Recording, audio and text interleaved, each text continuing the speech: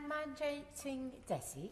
Thank you very much, Madam Deputy Speaker. It is now 1 year since the first tragic deaths in the UK from COVID-19 were reported, and the true scale of this crisis became clear. Thousands have lost their lives to this terrible virus, and sadly, we now have the worst death toll in Europe. Our economy has been convulsed by a collapse in GDP, a spike in unemployment, and a crisis for businesses, especially arts, aviation and hospitality, made worse by government inaction, blunders and billions wasted in Tory crony COVID contracts.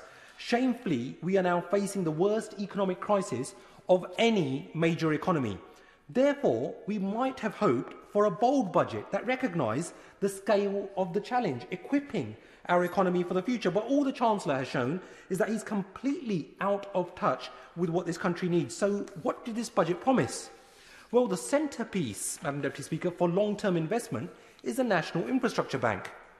It's almost 10 years since David Cameron launched the Green Investment Bank with all the same promises and rhetoric, and it's 4 years since the Conservatives privatised that.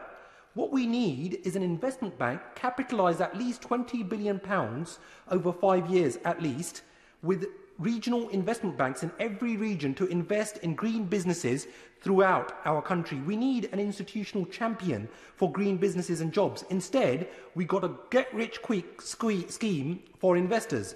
This budget could have provided the platform for a green recovery, just as Slough is attempting to do in Berkshire. We could have had a major national rail electrification programme announced to help decarbonise our transport. But no, I welcome the £20 million for floating offshore wind technology, but this is paltry compared to the scale of the challenge. In reality, we need a £30 billion green economic recovery package to create 400,000 green secure jobs.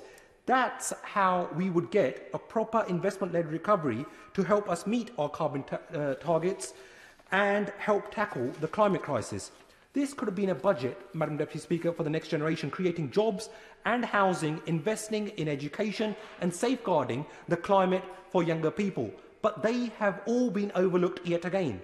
A budget is a statement of values and priorities, and the Chancellor's priorities are transparent. No extra funding to fix fire hazard cladding, but a tax break for second homeowners, a mere 1% rise for the NHS workers who have given their all for us during this past year. No mention at all of the government's trade deal with the EU and the 4% reduction in GDP over 15 years caused by their thin, terrible, burnt oven-ready Brexit deal.